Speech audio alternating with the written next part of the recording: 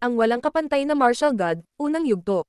Kabanata 2426, mga tao sa puting damit. Nang marinig ni Lin Feng si Qin Shan, kinilig siya. Sila ay isang nabuong anyo ng orihinal na lakas, kaloob ng langit.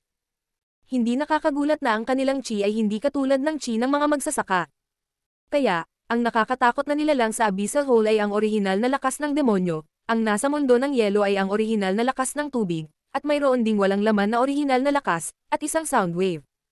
Siyam na likas na orihinal na lakas ng katawan, naisip ni Lin Feng. Tanong niya. So noong araw, nag-away kayo dahil sa mga taong iyon. Gayunpaman, hindi mo nagawang makuha ang mga ito. Lahat tayo nagsisi sa huli. Halimbawa, ako, ginamit ko ang lahat ng lakas ko para maging isang dambuhalang kaldero para apihin ang sound wave na orihinal na lakas sa lambak. Ganoon din ang ginawa ng ibang mga saints. Walang nanalo. Sa huli, gumamit kami ng lakas hanggat kaya namin para apihin ang orihinal nilang lakas. Pagkatapos, nagpasya kaming dumating ang aming mga inapo, ngunit hindi namin naisip na walang sino man ang magiging sapat na malakas upang gawin ang anumang bagay hanggang ngayon. Nagbago na rin sa wakas. Naiintindihan ko, maraming salamat. Sagot ni Lin Feng. Inalis niya ang kanyang jade talisman at tumakbo pabalik sa Abyssal Pit. Sa labas ng black hole ay may dalawang tao. Pareho silang napakalakas at ang demonyong si Chi ay gamulong sa kanila. Pareho silang half-saints. Anong nangyayari dito? Nakakakilabot ang balak ng demonyo, hindi man lang mukhang tao. Sabi ng isa sa kanila. Hindi ako sigurado. Mayroon akong impresyon na ang pagsasanay sa paglilinang sa tabi niya ay mabuti, ito ay tumutulong sa amin na maunawaan ang orihinal na lakas ng demonyo. Sabi ng isa, ngunit ang pagsasanay dito ay maaaring mapanganib, maaari niya tayong patayin. Sabi ng isa, siya ay tumingin petrified. Ang mga enerhiya sa black hole ay maaaring mas malakas kaysa sa kanya. Sa sandaling iyon, tumingin sila kay Lin Feng at sa iba pa, at kumislap ang kanilang mga mata. Isa ka ring saint. Tanong ng isa sa kanila kay Lin Feng. Hindi nila maramdaman ang chi ni Lin Feng, kaya hindi nila naintindihan. Sinulyapan lang sila ni Lin Feng, pagkatapos ay sinabi kina Qing Feng at Jing. Hintayin mo ako dito. Babalik ako agad. Sige. Tumanggo silang dalawa. Tumalon si Lin Feng sa butas. Ang dalawang magsasaka ay natulala. Ang lalaking iyon ay tiyak na isang saint, kung hindi ay hindi siya maglalakas loob na tumalon sa Abyssal Pit. Ito ay ganap na madilim sa loob. Noon, nasa loob si Lin Feng ngunit sa pagkakataong ito ang kanyang makajos na kamalayan ay mas malakas. Nakita ni Lin Feng ang masasamang mata ng demonyo at ang mga tanikala. Sinabi ng demonyo sa kanya. Hindi ako interesado sa mga taong hindi nagtatanim ng demonyo. Umihi ka, sino ang nagsabing hindi ako isang demon cultivator? Maangin na tanong ni Lin Feng. Tiningnan niya ang demonyo ng masama, at nagpakawala ng enerhiya ng demonyo. Agad siyang nagmukhang demonyong hari. Orihinal na lakas ng demonyo, napakahusay. Sabi ng demonyo, mukha siyang mabangis habang ang mga kadena ay naglalabas ng mga kaluskos na tunog. Bumangon siya sa himpapawid at isang dambuhalang kamay ang gumalaw patungo kay Lin Feng. Nagtataka ako kung gaano kalakas ang isang katawan na gawa sa orihinal na lakas. Casual na tanong ni Lin Feng. Nagpakawala rin siya ng nakakatakot na suntok ng demonyo. Naputol ang suntok ng entity niya at napagtanto ni Lin Feng na pagkatapos nitong maputol, ang orihinal na lakas ay nagpalapat muli ng isang kamay, at ito ay mas malakas kaysa sa nauna. Lumipat din ito pabalik sa kanya. Parang ginamit din ng entity ang demonyong lakas ni Lin Feng. Magandang bata. Natigilan si Lin Feng, pagkatapos, ang kanyang katawan ay naging vortex at nagsimula siyang sumipsip ng mga enerhiya. Ito ay hindi kapani-paniwalang makita. Hinigop ng puyo ng tubig ang lakas ng demonyo. Habang nawala ang orihinal na lakas, patuloy na bumababa si Lin Feng. Gusto niyang suriin kung kaya niyang makuha ang lahat ng lakas ng sabay-sabay. Ang demonyo ay namangha, at umungal sa galit. Lalong yumanig ang mga kadena. Nakaramdam ng panganib si Lin Feng. Ang lakas ng demonyo ay lamambat. 12 sinaunang demonyo ang lumitaw sa paligid ni Lin Feng, lahat ay may hawak na dambuhalang bakal na tinidor. Nagmukha silang mga demonyong Diyos nang bumangon sila sa hangin at sinimulang salakayin ang puyo ng tubig ni Lin Feng. Hinampas ng 12 demonyo ang puyo ng tubig gamit ang kanilang mga bakal na tinidor, yumanig ang kulog sa hukay. Ang puyo ng tubig ay pumutok, at ang 12 demonyo ay sabik na umatungal. Umiling-iling si Lin Feng at nagpatuloy sa pagpapakawala ng lakas para apihin ang kalaban. Ang demonyong iyon ay may katawan na gawa sa orihinal na lakas. Hindi ko siya kayang labanan na para bang isang normal na saint ang kinakalaban ko. Biglang bumilis si Linfeng, pagdating sa harap ng 12 demonyo. Sabay-sabay silang umungol at umatake. Mabagal, sabi ni Linfeng. Naging mabagal ang lahat sa paligid niya, pati na ang 12 demonyo. Linfeng pagkatapos ay lumipad lampas sa kanila, dahil ang pagsisikap na patayin sila ay walang silbi pa rin. Pagkatapos noon, nagpakita si Linfeng sa harap ng kanyang kaaway at direktang gumamit ng ruler sword attack. Tinusok nito ang demonyo na parang kutsilyo sa mantikilya. Ang demonyo ay direktang naglaho. Sinira ito ng espada ni Linfeng. Gayunpaman, ang kawalan ay muling naging demonyo, na nakadina pa rin. Hindi ito totoong katawan. Si Linfeng ay namangha. Hindi iyon totoong katawan. Kahit na ang demonyo ay nawasak, ang mga kadena ay nagpatuloy sa paghigpit sa kanya, ang mga tanikala na iyon ay tila hindi masisira. Galit na umuungal ang demonyo. Gusto niyang kainin si Linfeng. Apoy. Nagpakawala si Linfeng ng lakas ng apoy, na sumunog sa nilalang. Kasabay nito, bigla siyang bumangon pabalik sa ere at nagtungo sa labas. Nakakainis. Paano ito? Tanong ni Jing kay Linfeng. Hindi siya pwedeng patayin. Hindi ko alam ang gagawin ko. Bulong ni Linfeng. Natigilan si Jing. Hindi niya kayang patayin ang nilalang na iyon. Nakarinig sila ng nakakatakot na dagandong.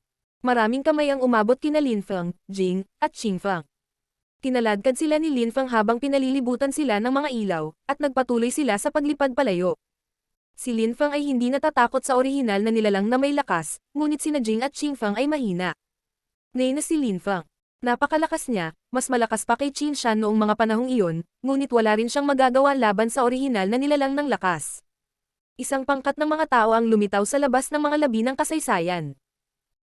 Lahat sila ay nakasuot ng puting damit, madali at casual na gumagalaw, at nakaistilo ng matatalim na kilay. Ayan. Sabi ng isa sa kanila, na itinuro ang isang lugar. May nakakadena na nilalang sa kalangitan. Kumikislap doon ang mga gintong ilaw. Tara na, lumipad ang grupo ng mga taong nakasuot ng puting damit at sinuntok ang nilalang na nakadina. Sino siya? Galit na sigaw ng nakakadena na nilalang. Ang kapaligiran sa paligid nito ay sumabog, ang mga enerhiya ay lumipat patungo sa grupo ng mga tao. Kadena. Bumaba ang mga kadena mula sa langit at ginapos ang mga pag-atake bago inilipat ang mga ito sa isang bakanteng espasyo.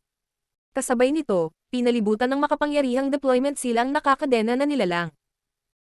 Parang langaw sa sapot ng gagamba, nakabaon sa mga tanikala. Ikaw, R. Galit na sigaw ng nilalang na iyon. Patuloy ang pagyanig ng kapaligiran sa paligid. Narinig ito ng lahat sa makasaysayang labi. Patayin ang mga taong iyon. Galit na sigaw ng isang tao. Ang lakas ng soundwave ay yumanig sa eardrum ng mga tao. Ang mga tao na nasa makasaysayang labi ay nagtaas ng ulo at nakita ang grupo ng mga tao na nakasuot ng puting damit. Kasabay nito, ang mga figure na iyon ay kumikislap. Ano ang ginagawa ng mga taong nakasuot ng puting damit sa mga nakakadena na nilalang? Lumitaw ang isang magaan na kurtina sa langit at pinalibutan ang mga tao na nakasuot ng puting damit, kasama na ang nakakadena na nilalang. Dumating si Linfeng, gustong makita kung ano ang nangyayari. Nagulat din siya. Lakas ng pagbubuklod. Ang mga taong ito ay nagpapalakas ng mga tanikala. May kinalaman ba sila sa celestial chains of heaven and earth? Tumigil ka na sa pakikibaka. Hinayaan ka ng aming Panginoon na mabuhay sa isang dahilan. Nahuli ka na at nakatali na, hindi na kailangang makipag-away. Sabi ng isa sa mga magsasaka na nakasuot ng puting damit. Ang mga saints na iyon ay kumakatawan sa kanilang guro. Gaano kalakas ang kanilang guro? Ang walang kapantay na martial god, unang yugto. Kabanata 2427, regalo para sa bagong alagad. Ang selyo ay nandoon pa rin, parami ng parami ang hindi nakikita at hindi nasa salat na mga marka na lumitaw at nakapalibot sa orihinal na nilalang ng lakas. Hindi na siya makagalaw. Ang grupo ng mga tao na nakasuot ng puting damit ay sumulong, ang kanilang mga silang light ay naging mas nakasisilaw at makapangyarihan. Ang binata sa gitna ay naglabas ng nagniningning na gintong mga ilaw. Kasabay nito, nagsimula siyang gumuhit ng mga bagay sa hangin gamit ang kanyang daliri. Biglang lumitaw ang mga kadena sa paligid ng kanyang sariling katawan at konektado sa mga kadena sa orihinal na nilalang ng lakas. Sino ka? Galit na sigaw ng walang laman na espasyo orihinal na lakas ng nilalang. Nararamdaman nito na ang mga tanikala ay nakakatakot. Ang mga taong ito ay katulad ng mga taong nagbuklod nito noon pa man. Marahil sila ay kabilang sa parehong grupo. Noon ay mas malakas at nakakatakot ang magsasaka na nagbuklod sa kanila. Mula ngayon, ikaw at ako ay gumawa ng isa. Tutulungan mo akong gawin ang aking walang laman na orihinal na lakas na maabot ang pinakamataas na antas. You should be happy about that. Sabi ng binata, dahan-daang naglakad patungo sa orihinal na nilalang ng lakas. Ang walang laman na orihinal na lakas at lakas ng silang ay dalawang uri ng lakas. Ang orihinal na nilalang ng lakas ay isang regalo na natanggap niya mula sa kanyang guro noong siya ay tinanggap bilang isang disipulo. Ibig sabihin ay kinilala siya ng kanyang guro. Asar. Desperadong sigaw ng original strength entity. Ito ay magiging kasangkapan ng binatang ito. Ito ay lubhang malungkot. Nilikha ito ng lupa at langit, ang kalikasan ang ina nito. Ito ay isang kaloob ng langit na lakas ng kalikasan. Walang sino man ang nakakuha nito noong nakaraan, at ngayon ano? Ito ay magiging stepping stone ng isang tao. Body seal. Galit na sigaw ng binata. Ang orihinal na nilalang ng lakas ay dahan-daang nagsimulang kaganasan. Ang kanyang orihinal na lakas ay dahan-daang nagsimulang damaloy sa mga tanikala patungo sa katawan ng binata. Hinihigop iyon ng binata at tinatakan sa kanyang katawan. Hindi. Sigaw ng orihinal na nilalang ng lakas. Gayunpaman, naging usok ang buong katawan nito at tumagos sa katawan ng binata. Naglaho ito ng tuluyan. Naging mahalagang bahagi ito ng katawan ng binata. Akin ka na, sabi ng binata na nakaputing damit. Ang mga seal sa espasyo ay nawala, dahil ang orihinal na nilalang ng lakas ay nawala na. Nagulat ang mga tao sa paligid. Ang mga puso ng maraming tao ay naghahabulan. Masyadong hindi kapani-paniwala ang mga kakayahan ng mga taong iyon sa pagbubuklod. Maaari nilang direktang makuha ang orihinal na mga nilalang ng lakas at gawin silang bahagi ng kanilang mga katawan. Gusto mo na rin bang mamatay? Galit na sigaw ng binata. Umalangaw ang kanyang boses sa malayo sa mga labi ng kasaysayan. Ang 8 iba pang orihinal na nilalang ng lakas ay tumigil sa pagsigaw, natatakot na ang grupo ng mga tao ay subukan din silang hulihin. Nawala ang lakas ng pagkakabuklod ng grupo ng mga taong nakasuot ng puting damit. Lumingon sila at napatingin sa mga tao. Mukha silang walang pakialam at mapang-uyam, na para bang nakita nila ang lahat ng mga taong iyon na walang halaga dahil hindi sila sapat na malakas. Naramdaman ng karamihan na pinagtatawanan sila ng mga taong iyon, pero ano? Ano kayang gawin nila? Mas mahina sila kumpara sa kanila. Malamang nagmula sila sa isang makapangyarihan at maimpluwensyang grupo. Ang kanilang mga diskarte sa pagbubuklod ay mahiwaga at hindi kapani-paniwala. Tanging ang mga napakalakas na magsasaka lamang ang makakagawa ng mga ganoong bagay. Lahat sila ay mga saints, at kamangha-mangha ang mga pag-atake ng kanilang grupo. Napag-usapan din nila ang kanilang Panginoon, na tila nakakatakot din na nilalang. Dahil ang mga daanan patungo sa mas mataas na mundo ay bukas, parami ng parami ang mga saints na lilito dito, ngunit hayaan mo akong sabihin sa iyo ang isang bagay. Ikaw ay masyadong mahina para gumawa ng anumang bagay laban sa kanila. Ngayon umihi. Gusto naming ay ang lugar na ito. Mahinahong sabi ng binata na nakaputing damit. Maraming tao ang hindi alam kung anong uri ng mga nilalang ang 8 orihinal na nilalang ng lakas. Gayunpaman, alam ni Linfang ang tungkol sa kanila. Sa makatuwid, naunawaan niya na gusto ng mga taong ito na ay ang lugar para magkaroon ng akses sa mga orihinal na entity ng lakas mamaya kung magkakaroon sila ng pagkakataon. Nais nilang gamitin ang orihinal na mga entity ng lakas upang maging mas malakas. Kung tinatakan nila ang lugar, magagamit nila ang mga ito sa tuwing kailangan nila ang mga ito, tulad ng isang sandali bago nila na-absorb ang walang laman na space energy na orihinal na lakas ng entity. Hindi mo ba ako narinig? Malamig na sabi ng binata. May mga taong hindi gumagalaw, parang hindi nila narinig. Iyang master, dahil sakam sila sa Reg Along ibinigay sa iyo ng ating guro, dapat nating patayin silang lahat. Sabi ng isang taong nakasuot ng puting damit na nakatayo sa tabi ng binata. Siya ay tunog kasing kalmado ng maputlang ulap at mahinang simoy ng hangin, na para bang ang pagpatay sa lahat ng tao sa kanilang paligid ay isang bagay na hindi gaanong mahalaga at madali. Sa totoo lang, ito talaga ang nangyari, dahil ang maliliit na saint na iyon mula sa mababang mundo ay talagang mahina kumpara sa kanila. Ang kanilang master ay bihirang magpakita sa labas ng mundo, ngunit siya ay talagang nakakatakot.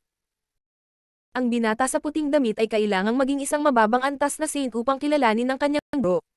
Nang marinig siya ng karamihan, lumipad sila. Mas mabuting huwag masaktan ang mga taong ito. Sila ay baliw at talagang malakas. Isang regalo, ibig sabihin, kinilala siya ng kanyang guro. Nang marinig sila ni Linfang, nagulat siya. Ang mga orihinal na nilalang ng lakas ay regalo sa binatang iyon. Iyon ay kahanga-hanga, talaga. Xingfang, Jing, umalis ka na, sabi ni Linfang. Hindi malakas ang dalawang babae. Kung may nangyari, madali silang mamatay. Sige. Naintindihan din iyon ng dalawang babae kaya umalis na sila. Mabilis, maraming tao ang nawala sa makasaysayang labi, ngunit may ilang tao ring nagpasya na manatili. Ang ilan sa kanila ay tulad ni Lin Feng, at hindi nagustuhan kapag pinagbantaan sila ng ibang tao, at pangalawa, interesado rin sila sa orihinal na lakas. Ang binata na nakasuot ng puting damit ay ininspeksyon ang lugar sa kanyang makajos na kamalayan at biglang nagmukhang galit. Sumirit siya. Nakakapagtaka, may mga taong nagpasya na manatili dito, hindi sila natatakot mamatay. Kung gayon, patayin silang lahat. Oo, Young Master. Sabi ng grupo ng mga tao nang marinig ang kanilang Young Master. Bumangon sila sa himpapawid at naglabas ng malakas na lakas ng pagbubuklod sa mga labi ng kasaysayan. Isang napakalaking circular silang pattern ang lumitaw sa kalangitan. Kumunat ang noo ni Lin Feng. Nararamdaman niya na ang lakas ng pagbubuklod sa kanyang katawan. Seal, Dragon Constriction. Sigaw ng isang magsasaka. Isang dambuhalang makajos na dragon ang lumitaw at umungal. Ang lakas ng pagbubuklod ay maaari ring pumatay ng mga tao. Hindi lang si Lin Feng ang inaatake. Ang lahat na nagpasyang manatili sa makasaysayang labi ay inaatake at inilibing sa lakas ng pagkakabuklod. Ang ganitong uri ng lakas ay maaaring maging ganoon kalakas. Nakakagulat, naisip ni Lin Feng. Naglabas siya ng sword intent, ngunit hindi ito sapat para sirain ang mga makajos na silang dragon. Parami ng parami ang mga dragon sa paligid niya. Kahanga-hanga kapag maraming tao ang umaatake ng sabay-sabay. Direkta niyang inatake ang isang dragon, at agad itong sumabog. Ang mga makajos na dragon ay palapit ng palapit kay Lin Feng. Nagalit si Lin Feng, at pinakawalan ang layunin ng sword habang siya ay bumangon sa hangin, gamit ang kanyang god sword. Lumitaw ang mga bitak sa kalangitan sa paligid niya. Kasabay nito, binilisan niya at gumalaw, pinalapot ang mabilis na lakas sa kanyang espada. Ang selyo ay parang metal na nabasag ng mabutas ni Lin Feng ang mga enerhiya at lumitaw sa labas. Ininspeksyon niya ang lugar sa kanyang makajos na kamalayan at napagtanto na ang lahat ng malalakas na magsasaka ay inaatake tulad niya. Ang nakasisilaw na walang laman na mga ilaw sa kalawakan ay naging mga sinaunang makajos na dragon. Malakas at kakaiba ang pag-atake ng silang ng mga taong iyon. Iniisip ko kung saan sila galing. Nakita niya ang mga magsasaka na nakasuot ng puting damit na nakatingin sa kanya. Nagawa niyang makatakas mula sa isang Dragon Constriction attack na umakit sa kanilang atensyon. Ang walang kapantay na martial god, unang yugto. Kabanata 2428, Pamilyar na lakas ng pagbubuklod. Ang binata sa puting damit ay mukhang galit na galit at sumigaw. Celestial Horizontal Chains. Ipinatong niya ang kanyang mga kamay sa bakanteng espasyo ng mga sinaunang dragon, at ang iba pang malalakas na magsasaka ay gumalaw ng sabay. Isang malakas na lakas ng pagbubuklod ang lumabas. Nakita ni Lin Feng na ang mga magsasaka na nahugot na ng makajos na mga tanikala ng dragon ay napahigpit ng isa pang patong ng mga tanikala. Parami ng parami ang mga silang layer na lumitaw sa kanilang paligid. Kumunat ang noo ni Lin Feng nang bumaba mula sa langit ang invisible at intangible empty space chain. Nararamdaman din niya ang kanilang lakas. Bumangon si Lin Feng sa hangin. Nais niyang makatakas mula sa mga tanikala ng pagbubuklod na malapit na sumusunod sa kanya. Nais ng kanyang mga kaaway na higpitin siya ng buo. 8 Celestial Gates. Malamig na sigaw ng binata. Sabay-sabay na umatake ang grupo ng mga magsasaka na nakasuot ng puting damit. Lumitaw ang Celestial Gate sa kalangitan. Itinaas ni Lin Feng ang kanyang ulo habang ang kakaibang silang gate ay papalapit ng papalapit sa kanya. Malapit. Galit na sigaw ng isang magsasaka. Ang 8 pintuan ay bumaba mula sa langit. Mabagal. Sigaw ni Lin Feng. Galit na galit siya. Ang mga taong ito ay isinasaalang-alang ang lahat ng bagay sa ilalim ng kanilang paunawa. Hindi nila pinahintulutan ang sinuman na tumingin sa mga orihinal na nilalang ng lakas. Inilabas ni Lin Feng ang lakas ng kabagalan sa 8 gate, at ang isang nakakatakot na bakanteng lakas ng espasyo at ang kanyang figure ay naging malabo. Mahusay na empty space technique. Malamig na sigaw ni Lin Feng. Umalis ang mga kadena sa kanyang katawan. Tumalon siya sa isang bakanteng espasyo na walang laman at naging isang sinag ng liwanag. Muli siyang lumitaw sa labas ng 8 tarangkahan. Go! Ang grupo ng mga tao ay namangha. Ang isang mababang antas na saint ay maaaring makatakas mula sa kanilang pag-atake ng grupo. Ang pag-atake ay napakalakas. Ang kanilang mga pag-atake sa pagbubuklod ay ang pinakamahusay sa mundo. Kapag nabuklod na ang isang tao, mahirap para sa kanila na kumawala, lalo na kapag nagpatuloy sila sa pagpapakawalan ng higit na lakas ng pagbubuklod. Bigla nilang napagtanto na si Lin Feng ay palapit ng palapit sa kanila. Siya ay gumagalaw ng napakabilis. Ang grupo ng mga tao ay namangha. Medyo matapang ang lalaking ito, naglakas loob siyang lumapit sa kanila. Hindi ba siya natakot? Itinuro ni Linfang ang isang daliri sa kanila. Ang lakas ng kamatayan ng impyerno ay lumitaw. Ang malalakas na magsasaka na nakasuot ng puting damit ay nagsimulang makarinig ng mga multo at demonyo na galit sa kanilang paligid. Ang lakas ng impyerno ay pumaligid sa kanila, pagkatapos ay lumitaw ang mga demonyo at kumupo sa kanila. Ito ay isang ilusyon. Maging malamig ang ulo. Sigaw ng binata na nakaputing damit. Nagulat ang lahat. Kinokontrol ng kanilang kaaway ang orihinal na lakas ng ilusyon, at siya ay isang mababang antas na saint, kailangan nilang mag-ingat. Ang orihinal na lakas ng ilusyon ay isang nakakatakot na uri ng orihinal na lakas. Sa ganoong mataas na antas, ang isang pag-iisip ay sapat na upang bitag ang mga tao sa mga ilusyon. Sa loob ng mga ilusyon, halos hindi maprotektahan ng mga magsasaka ang kanilang sarili. Madali silang patayin. Ang mga nagkokontrol ng higit pa sa ilusyon na orihinal na lakas ay mas nakakatakot. Ay silang espasyo. Masiglang sigaw ng grupo ng mga tao. Muling napuno ng lakas ng pagkakabuklad ang lugar. Tinatakan nila ang kapaligiran sa kanilang paligid. Nakita nilang inatake ni Linfang ang kanilang lakas ng silang, ngunit hindi niya ito nagawang sirain. Tumiti sila ng malapad. Humanda sa pag-atake at patayin siya. Utos ng binata na nakaputing damit.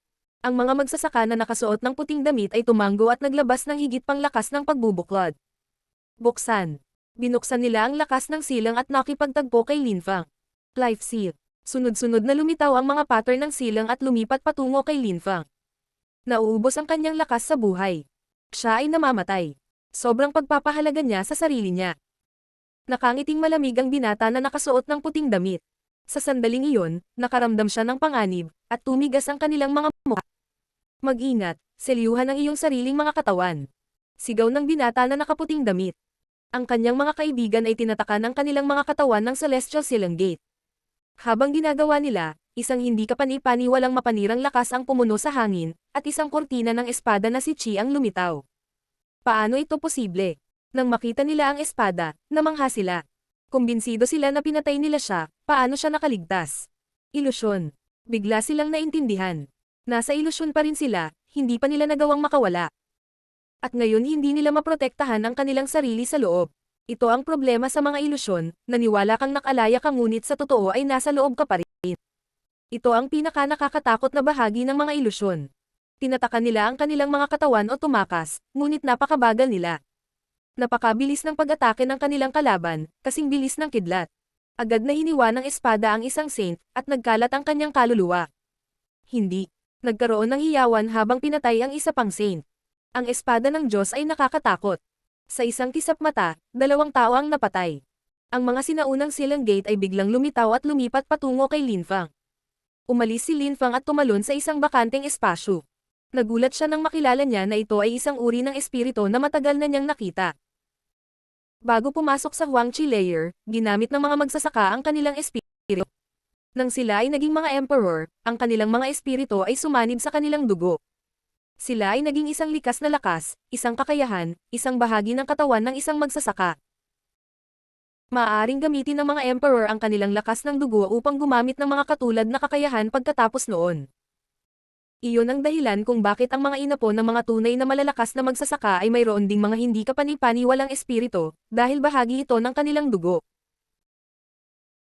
Ito ang dahilan kung bakit ang isang taong may hindi kapani-paniwalang kaluluwang nagbubuklod ay mayroon ding hindi kapani-paniwalang kakayahan sa pagbubuklod, lalo na pagkatapos maging isang emperor. Gusto mong mamatay. Galit na sigaw ng binata na nakaputing damit. Nakilala lang siya ng kanyang guro, maraming tao ang humanga sa kanya, at binigyan siya ng kanyang guro ng orihinal na mga entity ng lakas, ngunit sinabihan siyang kunin ang mga ito. Iyon ang dahilan kung bakit siya naroon. Sinabihan sila ng kanilang guro na magulo ang mundo, kaya sinabihan niya silang maghanda sa paglalakbay at sumikat sa magulong mundo. Gayunpaman, kakababa pa lang nila sa kanilang bundok, at ngayon ay may pumapatay na sa kanila. Pinapatay sila sa mababang mundo, nakakahiya. Kung babalik sila at sasabihin sa kanilang grupo na ang ilan sa kanila ay pinatay, pagtatawanan sila ng kanilang mga kapwa alagad. Naglabas siya ng isang mahusay na lakas ng pagbubuklod, at ang kapaligiran ay naging madilim. Mas maraming gate ang lumitaw. May mga silang gate sa lahat ng dako. Humanga si Linfang. Sa katunayan, nakita na niya ang gayong mga tarangkahan noon, ngunit ang mga ito ay higit, mas makapangyarihan. Tumigil ka, sigaw ng isang tao sa pagkakataong iyon. Nagulat si Lin Feng, ngunit ang espasyo ay selyado at hindi niya alam kung sino ang sumisigaw. Sinubukan ng binata na tumingin na parang walang narinig. Dishi, hindi mo ako pinapansin. Tanong ng boses na iyon. Kumunat ang noo ng binata na nakaputing damit, at bumalik sa katinuan. Paano siya nandito? Ang walang kapantay na martial god, unang yugto. Kabanata 2429, Saint Fengmo.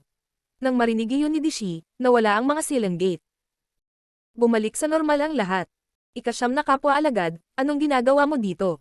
Tanong ni Dishi, nakangiting malungkot at nakatingin sa isa pang magsasaka na nakasuot ng puting damit. Hindi siya masaya. Bago siya ay recruit, ang kanyang guro ay mayroon ng 9 na direktang disipulo, ngunit hinangaan lamang ni Dishi ang unang 8, dahil sila ay napakalakas. Hindi niya gusto ang 9th dahil hindi siya ganoon kalakas. Siya ay naging isang mababang antas na saint sa mas maikling panahon kaysa sa kanya. Ayon sa mga sabi-sabi, naging alagad ng kanilang guro ang ikasyam na disipulo dahil kilala niya ang kanilang guro noon pa man. Kung hindi, hindi na sana magre-recruit ang kanilang guro ng isang tulad niya. Sa makatuwid, hindi siya nagustuhan ni Dishi. Kung tutuusin, naging alagad pa lamang siya ng kanyang guro, kaya kailangan niya itong igalang. Hindi na siya makapaghintay na umangat sa hierarchy ng grupo, at pagkatapos ay mabilis niyang makakalimutan si Ninth. Halika at tingnan mo, walang pakialam na sabi ng binata sa langit. Matagal na rin siyang hindi na-recruit ng kanyang guro, ilang dosenang taon pa lang. May nagdala sa kanya sa isang misteryoso at hindi kapani-paniwalang makapangyarihang grupo, at siya ay tinanggap bilang isang disipulo ng isang hindi kapani-paniwalang malakas na magsasaka. Wala siyang gaanong alam tungkol sa kanyang guro kumpara sa ibang mga disipulo. Medyo nalungkot siya. Alam din niyang hindi siya gusto ni Dishi. Siyempre, wala siyang pakialam sa kanya. Brother Lin Feng, sa wakas ay nagkita tayong muli. Sabi ng binata, na nakangiti kay Lin Feng. Si Lin Feng ay namangha, hindi siya makapaniwala sa kanyang mga mata. Ang batang iyon ay naging napakalakas. Matagal na ang nakalipas, naunawaan niya na ang batang iyon ay may hindi kapani-paniwalang lakas. Matagal na silang hindi nagkita, simula noon ay hindi na niya narinig ang tungkol sa kanya. Sa pagkakataong ito, ang batang iyon ay kapwa-disipulo ng mga taong iyon na nakasuot ng puting damit. Naunawaan din niya na ang maimpluwensyang grupo ng mga taong iyon ay hindi kapani-paniwala, mula sa kanyang narinig hanggang ngayon. Ang kanilang guro ay nag-alok pa sa kanila ng mga orihinal na nilalang ng lakas. Siyempre, masaya si Lin Feng para sa kanya. Noong mga araw, medyo malakas din siya. Sa wakas, nakahanap na siya ng grupo, tiyak na dahil ito sa kanyang likas na kakayahan at talento. Duan Feng. Tumiti si Lin Feng. Ang binata na ito ay si Duan Feng, nagkita na sila sa kanilang sariling mundo, sa Zuyu, matagal na ang nakalipas. Dati siyang miyembro ng Imperial Family ng Zuyu. Nang marinig sila ni Dishi, nagulat siya. Nagkakilala sila. Brother Lin Feng, kahit na-recruit ako ng teacher ko kanina, alam kong sikat ka. Noon, nakita kita sa meeting of the Continent of the Nine Clouds, at nakita ko rin na sinalakay ka ng mga shrine. Kamakailan lang, nabalitaan kong ligtas at maayos ka, napakasaya ko para sa iyo. Ikaw ay tiyak na magiging isang mataas na antas ng saint sa lalong madaling panahon. Noon pa man ay alam ko na iyon. Sagot ni Duan Feng, nakangiti at lumapag sa tabi ni Lin Feng. Ang pulutong ng mga tao sa puting damit ay talagang natulala ngayon. Lin Feng, narinig na nila ang pangalang iyon noon. Ito si Lin Feng. Minamaliit nila ang mga tao mula sa mababang mundo. Nandoon din si Lin Feng. Kaya, ang ikasyam nating kapwa-disipulo ay isa sa mga kaibigan ni Lin Feng. What a misunderstanding. Biglang nagsalita si Dishi. Tumiti siya kay Lin Feng at sinabing, Brother Lin, hindi pagkakaunawaan ang nangyari, pasensya na. Napatingin si Lin Feng kay Dishi. Sila ay mga kapwa-disipulo ni Duan Feng, wala siyang masabi. Tumango lang siya. Kalimutan na natin to ngayon. Sige. Pero Brother Lin, ang lugar na ito ay Reg Along ibinigay sa akin ng aking guro, kahit man lang ang orihinal na mga nilalang ng lakas sa loob. Alam din iyon ng pangsyam kong kapwa-alagad. Sana hindi mo subukang nakawin ang mga Reg Along iyon. Sabi ni Dishi. Kahit magalang siya, matatag din siya. Sinasabi niya kay Lin Feng na kailangan niyang kumilos ng maayos. Hindi niya gustong nakawin ni Lin Feng ang mga orihinal na nilalang ng lakas. Wala ring masabi si Duan Feng tungkol dito. Ang iyong guro ay ang Demon Sealer. Sabi ni Lin Feng. Hindi malinaw kung si Duan Feng o Dishi ang tinatanong niya. Brother Lin Feng, sasabihin ko pa sa iyo ang tungkol dyan. Sabi ni Duan Feng. Tumingin siya kay Dishi at sinabing, nasa iyo na ang regalo mo. Dalhin ang iba ngayon. Nagulat si Dishi, at mukhang hindi masaya. Si Duanfang ay medyo pinipilit bigla. Maghintay hanggang sa sapat ang paggalang sa akin ng guro, ipapakita ko sa iyo, naisip ni Dishi. Naging alagad lang siya ng kanyang guro, hindi siya masyadong mapanghamon. Kailangan niyang isumite sa pagkakataong ito. Walang problema, kapwa alagad. Alis na ako. Pupunta ako sa aming guro para magpasalamat sa kanya. Sasabihin ko rin sa kanya ang hitsura ng sitwasyon dito. Tingnan natin kung ano ang iniisip niya. Bukas ang mga daanan sa pagitan ng matataas at mababang mundo, kaya natatakot ako na ang lugar na ito ay makaakit ng atensyon ng maraming tao. Kaya, tingnan natin kung gusto niyang alisin lahat ng original strength entities o hindi. Mahinahong sabi ni Dishi. Walang pakialam na sumagot si Duanfang. Kung gusto mo, tara na, tumiti si Dishi. Kumaway siya at bumangon sa ere kasama ang iba, mukhang tahimik na galit na galit. Pinanood sila ni Linfang na umalis. Sinabi ni Duanfang, Brother Linfang, humanap tayo ng lugar na mapag-usapan. Sige, punta tayo sa Holy Spirit Dynasty. Mag-usap tayo at gumalaw ng sabay-sabay. Sabi ni Linfang, pasulyap-sulyap sa paligid. Mabilis silang lumipad. Kapatid na Linfang, noong ako ay nasa lalawigan ng bahwang sa ating mundo, may isang taong kumuha sa akin at nagturo sa akin ng marami. Siya ang kasalukuyang guro ko. Sabi ni Duanfang sa kanya. Tumanggo si Linfang at naghintay. Sa simula, tinuruan niya lang ako tungkol sa cultivation. Hindi niya ako pinayagan na maging opisyal na alagad, kahit na tinuturing ko na siyang guro. Matagal pagkatapos noon, naging saint ako at nagpasya siyang i-recruit ako ng opisyal. Kahit na alam kong napakalakas niya noon pa man, napagtanto ko lang kung gaano siya kalakas ng opisyal na akong maging disipulo niya. Ang mundo ay napakalaki, maraming makapangyarihang grupo. Bukod sa mga dambana, may mga di nakikitang grupo, na mahiwaga at nanatiling malayo sa mundo. Hindi ako nagulat. Sabi ni Linfang. Marami pa siyang nalalaman tungkol sa mga mundo ngayon. Talaga. Ang aking guro ay si Feng Mo. Sa aming maliit na mundo, siya ay kilala bilang ang maalamat na magsasaka na maaaring magtaksil sa hindi kapani-paniwalang makapangyarihang mga demonyo, ang Demon Sealer. Maraming taon na ang nakalipas, sikat na sikat siya. Maraming malalakas na magsasaka ang natatakot sa kanya sa labas ng mundo. Hindi siya interesado sa kapangyarihan, gayunpaman, at lumikha ng sarili niyang mundo. Lumipas ang panahon at bihira na lang siyang marinig ng mga tao sa labas ng mundo. Naging alamat lang siya. Maraming tao ang hindi pa nakakaalam kung sino si Feng Mo o ang Demon Sealer, ang mga matatanda at makapangyarihang magsasaka lamang ang nakakakilala sa kanya. Gaya ng inaasahan, naisip ni Linfang. Ang Great Emperor, ang Demon Sealer, ay sikat sa maliit na mundo. Sa maliit na mundo, naisip nila na ang mga Great Emperor ay hindi kapani-paniwalang makapangyarihan. Para kay Feng Mo, ang isang Great Emperor ay isang maliit na insekto. Kaya niyang patayin ang mga Great Emperor gamit ang dulo ng kanyang daliri. Ginawa ba ng iyong guro ang aming maliit na mundo? Tanong ni Linfang. Mayroong isang selyadong lugar sa dagat ng Huang. Pareho ito ng hugis ni Zuyu. Ayon sa mga alamat, ito ay nilikha ng Demon Sealer. Oo, Zuyu ang tinubo ang lupa ng aking guro. Ang Zuyu ay ang lugar kung saan kami lumaki, ngunit minsan, ito ay isang maliit na bansa sa dakilang mundo. Doon galing ang teacher ko. Pagkatapos ng isang malaking labanan na nangyari noong sinaunang panahon, ang kontinente ng Siyam na Ulap ay naging magulo, at nagdala sa mga tao ng labis na paghihirap at pagdurusa. Si Zuyu ay nawasak, at ang aking guro ay lumikha ng isang maliit na mundo at inilagay si Zuyu doon. Doon kami lumaki. Doon din nakatira ang guro ko minsan. Dahil dito, iniwan niya ang kanyang mga bakas kung saan-saan. Sagot ni Duanfang. Napagtanto ni Linfang na tama ang hula niya. Ang demonyong clone ng Three Leaves Emperor ay nasil ni Feng Mo. Paano naman ang mga puntod ni Empress Shi at ng Nine Netherworlds Emperor? Ano ang mga detalye? At saka, bakit nagkaroon ng Silang Gate Spirit ang mga miyembro ng Imperial City ng Zuyu? Si Feng Mo ay nanirahan noon sa Zuyu. Napagtanto ni Linfang. Sa kanyang buhay, nakakita siya ng ilang mga pambihirang magsasaka na may ordinaryong buhay sa maliliit na lugar. Itinago nila ang kanilang paglilinang, marami silang oras, at marami silang pamilya. Siguro iyon din ang kaso ni Feng Mo, kaya ang imperial na pamilya ni Zuyu. Ang pamilya mo, ang Duans, may dugo ba sila ng guro mo? Tanong ni Linfang. Kahit hindi niya sinabi sa akin ang totoo, sa tingin ko ito ang kaso. Pero dapat marami siyang pamilya, at wala talaga siyang pakialam, I guess. Kakalikha lang niya ng Zuyu, ang isang pamilya ay parang bahay na itatayo niya. Kung naging mahina ako, hindi niya ako pinansin, at hindi niya ako ni-recruit. Sagot ni Duanfang. Tumanggo si Linfang. Sa katunayan, ang gayong mga magsasaka ay may damdamin, ngunit sa isang tiyak na lawak lamang. Wala silang pakialam sa mga kapamilya nila. Malamang ay nagkaroon ng ganoong relasyon si Duanfeng kay Feng Mo dahil pareho sila ng dugo at talented siya. Ang walang kapantay na martial god, unang yugto. Kabanata 2430 na walang bansa. Ang Holy Spirit Dynasty ay katulad ng dati.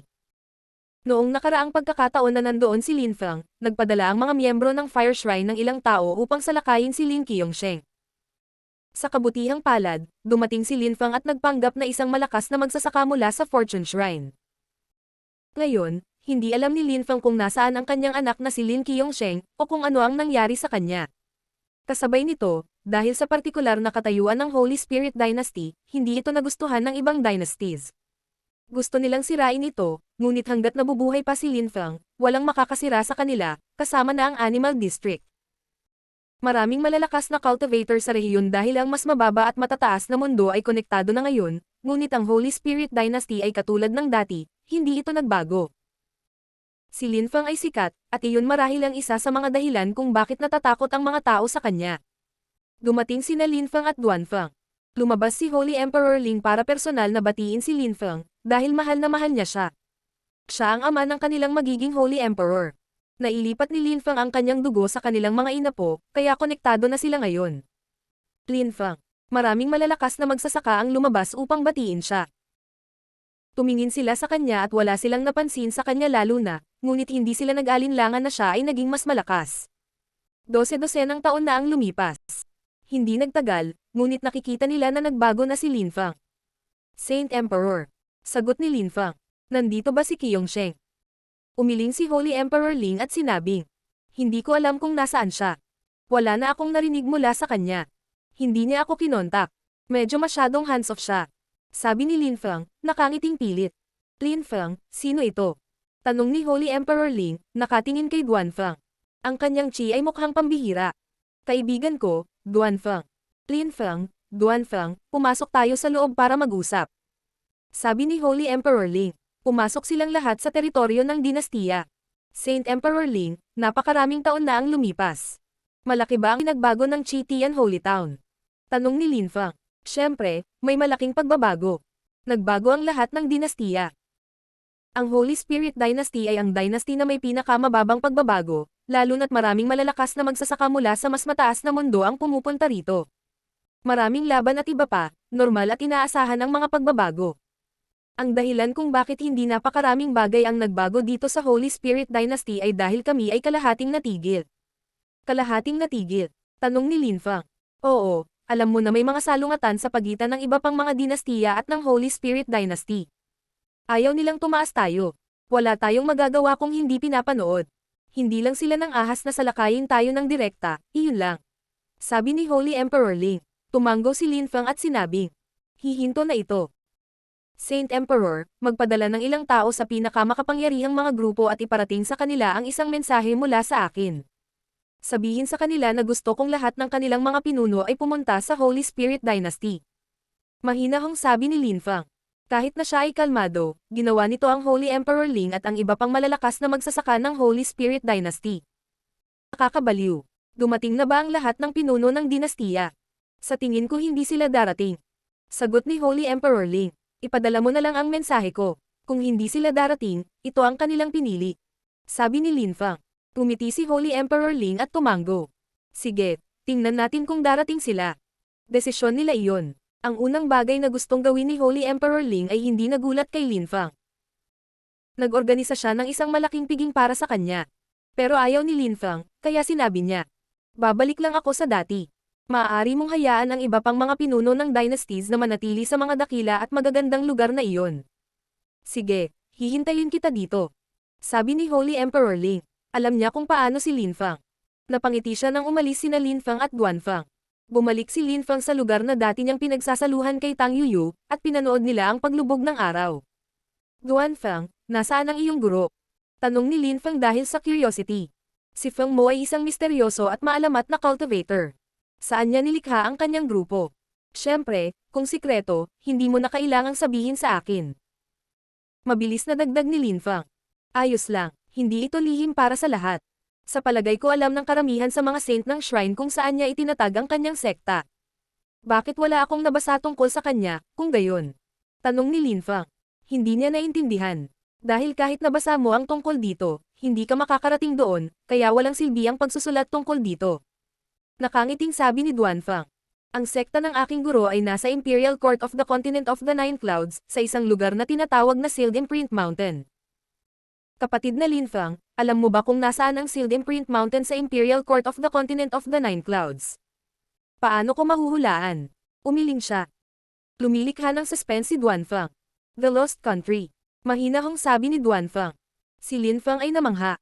Ang nawawalang bansa. Siyempre narinig na niya ang pangalang iyon dati. Matatagpuan ang Sealed Imprint Mountain sa Lost Country.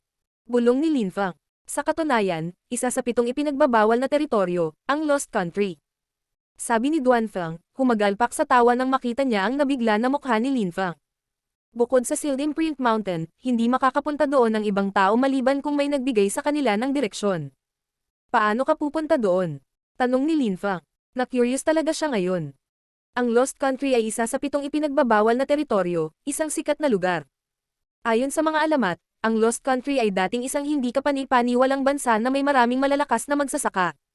Dati maraming demonyo at multo na nagsasaka doon. Isang araw, nahaharap sila sa isang sakuna, iniwan sila ng mga Diyos, at ang kanilang bansa ay naging mga guho at pagkawasak.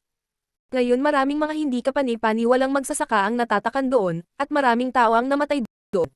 Siyempre, ito ay isang alamat, na walang patunay, at ang pagpasok sa loob ay maaaring nakamamatay. Ilang tao ang nang-ahas na pumunta doon.